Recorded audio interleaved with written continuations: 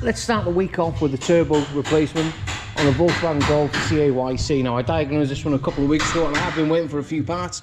The actual turbine has seized.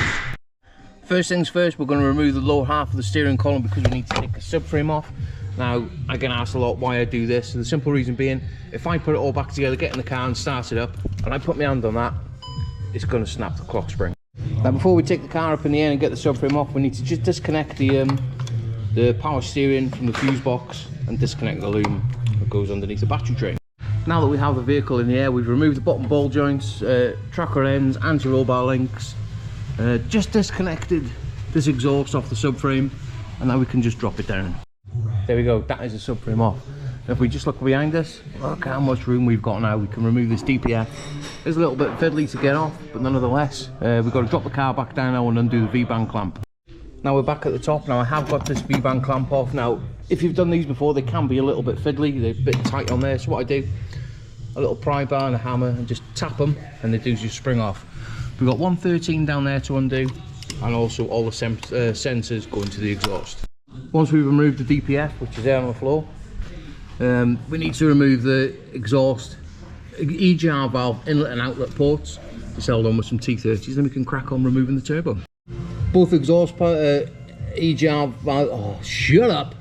And that's both the EGR pipes now removed. Now we've removed the oil feed pipe in return. The reason why these turbos fail like they do is these are the oil feed and return, and as you can see they're heavily carboned up. I have wiped it, but that was block solid. I have got a new one of these coming. Now finally, now we've got everything out of the way, we can make a start on removing the turbo. Just various manifold bolts that we need to undo, and we can just pull it off. And that's the turbo off. If you can see around the side here where the oil feed and return is absolutely block solid. No, it's not getting any lubrication whatsoever. Now if I just get my grips, hang on, like that, you can see in there now that turbo, the impeller, is seized solid. If you come around to the brand new one, just put it on the exhaust side, you can see it spinning nice and freely. Right, let's get this turbo put back on.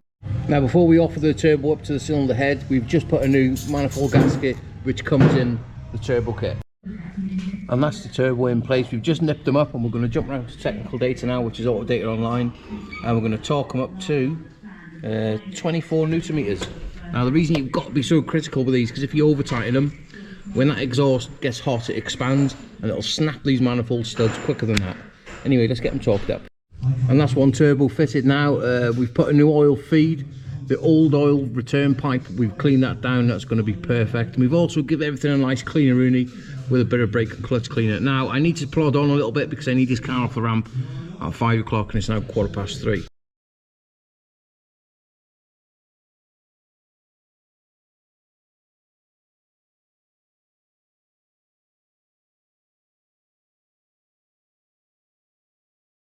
And there we go, that is the subframe back on. I'm just going to run around all the nuts and bolts and make sure they're nice and tight with the bar. While I'm doing that, I'm just draining the oil out of it because we're going to give it a fresh oil and filter as well. Now before anybody asks saying, was the intercooler drained?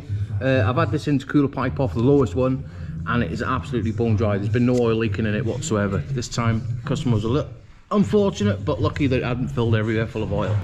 Now we've got the whole car back together. What we're going to do, we're just going to remove the injectors, disconnect them, so when we're winding it over it's not going to start, and we want to build the oil pressure up in the turbo. The battery is flat, my own bad. I should have put it on charge, not to worry, we'll put the jump pack on it. Now we've plugged all the injectors back in. Before we start, we're just going to read the fault codes and erase them all, and we'll have a fresh sheet. Let's go on the key and give it a big start. And there you have it, that car now is all back up and running. I'm going to get it nice and hot now, take it back up in the air, and basically just make sure we've got no leaks whatsoever. Put the wheels on and we can get it off the ramp. And we haven't done bad for time anyway. So there you go, that is one turbo replacement on the 1.6 CAY Golf. Let's get it sent.